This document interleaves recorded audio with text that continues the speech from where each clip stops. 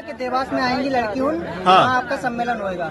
ऐसे एक या दो नहीं बल्कि प्रदेश के अलग अलग जिलों से 42 दूल्हे परिवार के साथ सामूहिक विवाह सम्मेलन में शादी करने देवास पहुंचे, लेकिन घंटों इंतजार के बाद भी एक भी दुल्हन शादी के लिए नहीं पहुंची, जबकि दूल्हों को 12 से 20 हजार रूपए लेकर बकायदा तस्वीरें दिखाकर दुल्हनें पसंद करवाई गई थी।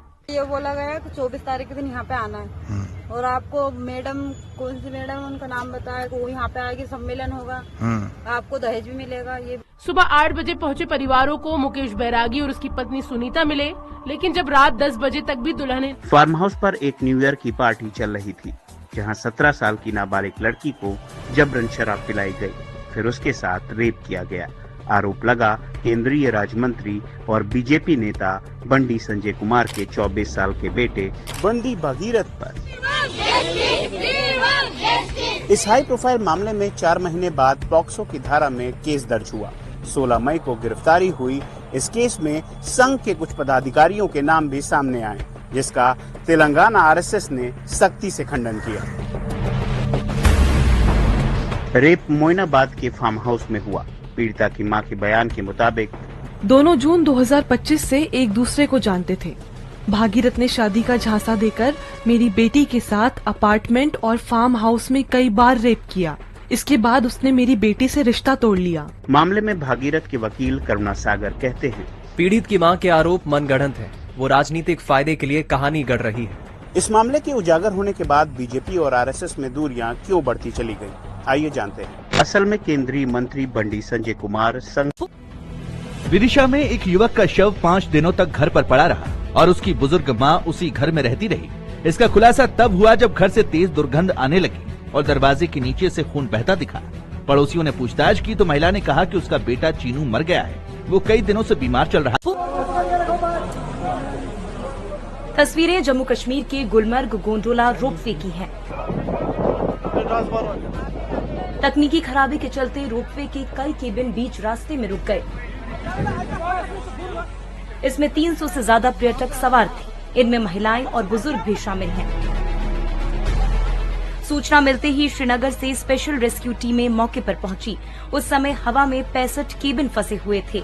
जवान केबल पर रेंगते हुए केबिन तक पहुंच रहे हैं और पर्यटकों को बाहर निकालने में जुटे हैं। कई लोगों को रस्सियों के सहारे भी नीचे उतारा गया। अब तक 151 लोगों को सुरक्षित बाहर निकाल लिया गया है। 25 केबिनों। मुरैना में चलती स्कूटी पर हुई अंधाधुंध फायरिंग में 2 छात्र घायल हो गए। दोनों को घायल हालत में जिला अस्पताल में भर्ती कराया गया। 22 साल के राहुल सिकरवार और निखिल तिवारी को पीठ और पैर में 3-3 गोली लगी। दोनों ने पुलिस को खुद पर हमला होने की जानकारी दी, लेकिन पुलिस की जांच में दोनों का बयान झूठा साबित हुआ। यह एक सेल्फ मेड है, यानी कि एक गाड़ी में बैठे हुए पीछे वाले युवक के हाथ में एक हथियार था और उससे ही फायर हुआ। आज चांदी की कीमतों में बड़ी गिरावट दर्ज की गई। Indian Boolean and jewellers association के मुताबिक 1 किलो चांदी 4,750 रूपए सस्ती होकर 2,66,000 पर आ गई है। वहीं 10 ग्राम 24 कैरेट सोना 1,135 रूपए टूटकर 1,57,000 पर पहुंच गया है। जनवरी में रिकॉर्ड तेजी के बाद अब दोनों कीमती धातुओं में लगातार उतार चढ़ाव देखने को मिल रहा है। इस साल 24 जनवरी को चांदी ने 3,86,000। नमस्कार, एमपी दिन भर में आपका स्वागत है। मैं हूं मयंक कुदैनिया।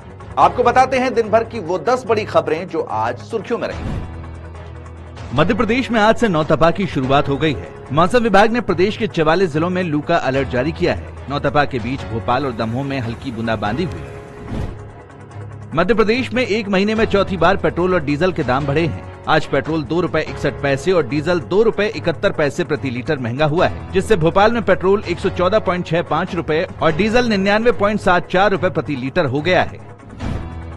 भोपाल के तुषार शर्मा केस को लेकर सुप्रीम कोर्ट में सुनवाई हुई, जिस पर कोर्ट ने कहा कि दोनों पक्ष बयानबाजी से बचे। जुडिशरी पर लगे आरोपों से दुखी हूँ। मध्य प्रदेश सरकार के वकील ने सास पर जांच में बाधा डालने के आरोप लगाए। हाई कोर्ट से सास को नोटिस मिला। रीवा में जैन साध्वियों को सड़क हादसे में कुचले जाने के विरोध में प्रदेश भर में जैन समाज के लोगों ने शांतिपूर्ण विरोध प्रदर्शन कर आरोपियों के खिलाफ सख्त कार्रवाई की मांग की। देश के कई हिस्सों में गर्मी तेज हो गई है। कहां सबसे ज्यादा असर और कहां है राहत, देखेंगे समर अपडेट्स में। मध्य प्रदेश, छत्तीसगढ़, गुजरात और महाराष्ट्र में गर्मी का सबसे खतरनाक दौर चल रहा है। मौसम विभाग के मुताबिक सोमवार को उत्तर प्रदेश का बांदा और महाराष्ट्र के ब्रह्मपुरी सबसे ज्यादा गर्म रहे। यहाँ लगातार 8वें दिन 47 डिग्री सेल्सियस से ज्यादा तापमान दर्ज किया गया। छतरपुर का खजुराहो 47.2 डिग्री सेल्सियस के साथ तीसरे और नौगांव 46.8 डिग्री सेल्सियस के साथ। एक्ट्रेस त्विषा शर्मा मौत मामले में आज भोपाल जिला कोर्ट में उसकी सास, रिटायर्ड जज गिरिबाला सिंह की कॉल डिटेल रिकॉर्ड और सीसीटीवी फुटेज सुरक्षित रखने को लेकर सुनवाई होगी। दूसरी ओर दिल्ली से आई सीबीआई की टीम दोबारा गिरिबाला सिंह के घर पहुंची। टीम पूर्व जज गिरिबाला सिंह के घर पहुंची, जहां उनसे कुछ सवाल जवाब किए गए और घटना स्थल का मुआयना किया। इसके बाद ये टीम आंगन के बीचों बीच एक शख्स सिर से पैर तक एक कंबल में बंधा बैठा है। उमस इतनी कि सांस लेना भी मुश्किल, लेकिन कोई उसकी तरफ नहीं बढ़ रहा। तभी कंबल में लिपटा जिस्म अचानक कांपने लगता है। अजीब सी आवाजें, तेज हलचल और चारों तरफ खामोशी। विविधताओं से भरे हमारे देश के लोगों की अनोखी कहानियों पर दैनिक भास्कर की सीरीज हम लोग में इस बार कहानी अड़िया जनजाति की।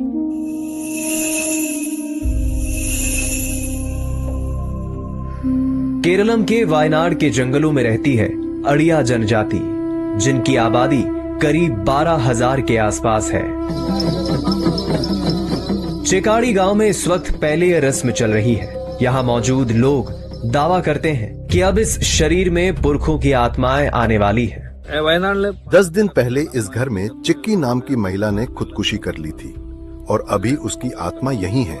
इसलिए हम लोग जानना चाहते हैं कि उसने ऐसा क्यों किया। इनका मानना है कि मौत के बाद 42 दिनों तक आत्मा घर के आसपास भटकती रहती है और इसी दौरान पहले रस्म के जरिए पुरखों की आत्माओं को बुलाया जाता। यूपी के चंदौली से एक taxi driver collector Swapnil Wankhede से मिलने दतिया पहुंच गया। किसी शिकायत का आवेदन देने नहीं, बल्कि गर्लफ्रेंड की जिद पूरी करने, क्योंकि गर्लफ्रेंड ने कहा था अगर तुम मुझे चाहते हो कलेक्टर से मिलके दिखाओ। जिसके बाद युवक राजकुमार कलेक्टर से मिलने दतिया पहुंचा, लेकिन कलेक्ट्रेट में बेहोश होकर गिर गया, जिसे अस्पताल में भर्ती किया गया है। 4 दिन से आए हुए हैं।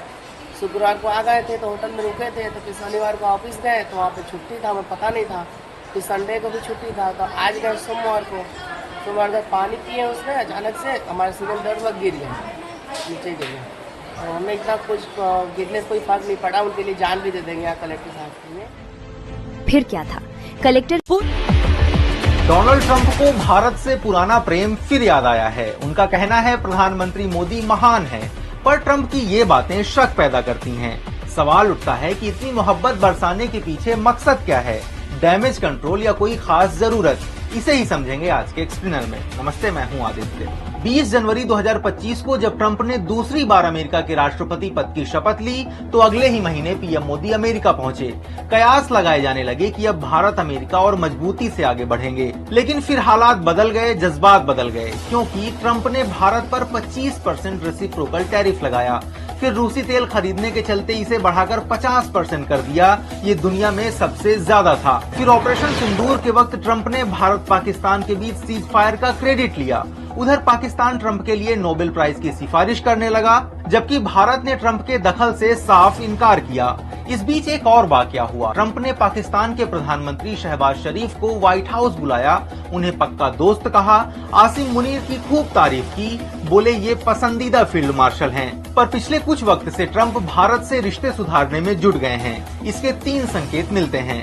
पहला, 26 मई को क्वाड विदेश मंत्रियों की बैठक के लिए मार्को रूबियो पहली बार भारत आए हैं। मीटिंग से पहले वो पीएम मोदी, एनएसए अजीत डोभाल और विदेश मंत्री एस जयशंकर से मिले। भारतीय थिंक टैंक ओआरएफ के वाइस प्रेसिडेंट प्रोफेसर हर्ष पंत कहते हैं, रूबियो की यात्रा दिखाती है कि भारत से रिश्ते सुधारने की कोशिश हो रही है। दूसरी वजह, 24 मई को अमेरिका की आजादी के 250 साल पूरे होने पर दिल्ली में प्रोग्राम था। इस दौरान ट्रंप ने अमेरिकी राजदूत सर्जियो गोर को फोन करके कहा, I love prime minister Modi, मैं उनका बहुत बड़ा फैन हूँ। भारत मुझ पर 100% भरोसा कर सकता है। भारत को जरूरत पड़ी तो उसे पता है कहाँ कॉल करना है। और तीसरा संकेत, रूबियो ने पीएम मोदी को व्हाइट हाउस आने का न्योता दिया है। फरवरी 2025 के बाद ट्रंप मोदी की मुलाकात नहीं हुई है। वैसे जून में फ्रांस में होने वाले G7 सुप्रीम कोर्ट ने कॉकरोच जनता पार्टी के खिलाफ याचिका पर तुरंत सुनवाई से इनकार कर दिया। सीजेआई की बेंच ने कहा, इसे इतनी भावुकता से मत लो, अभी ऐसी कोई गंभीर स्थिति नहीं है, देखते हैं क्या होता है। दरअसल याचिका में सीजेपी से जुड़े लोगों की गतिविधियों की सीबीआई जांच की मांग की गई थी। साथ ही आरोप लगाया गया है कि संगठन सुप्रीम कोर्ट की मौखिक टिप्पणियों का गलत तरीके से इस्तेमाल कर फायदा उठा रहा है। इससे पहले रविवार को सीजेपी फाउंडर अभिजीत दीपके ने एक वीडियो पोस्ट कर शेर जो सो रहा है वो जागेगा कब, पूछते हैं ये सब। बॉलीवुड एक्टर रणवीर सिंह पर federation of western India cine employees FWICE ने बैन लगा दिया है।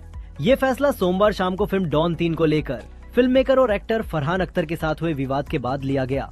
इसके साथ ही फेडरेशन ने फिल्म इंडस्ट्री को रणवीर के साथ काम न करने की हिदायत दी है। दरअसल रणवीर डॉन 3 का हिस्सा थे, लेकिन फिर अचानक उन्होंने फिल्म छोड़ दी।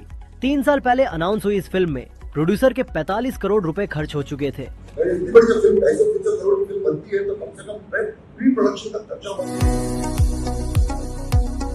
आज नौतपा का दूसरा दिन है। गर्मी अपने चरम पर है, जो सेहत के लिए गंभीर खतरा बन सकती है। इसलिए फिजिकल हेल्थ में आज जानेंगे किन लोगों को नौतपा में ज्यादा सावधानी बरतनी चाहिए और शरीर के कौन से संकेत इग्नोर नहीं करने चाहिए। सबसे पहले जानते हैं नौतपा में कौन कौन से हेल्थ प्रॉब्लम्स हो सकते हैं। Dehydration, heat stroke, heat exhaustion, low blood pressure, digestive issues, skin problems. कुछ हेल्थ कंडीशंस में बॉडी को हाई टेम्परेचर में ज्यादा समस्या होती है, इसलिए इन्हें नौतपा में ज्यादा रिस्क होता है। Heart disease, liver disease, kidney disease, diabetes, high blood pressure, obesity, asthma या ऑटो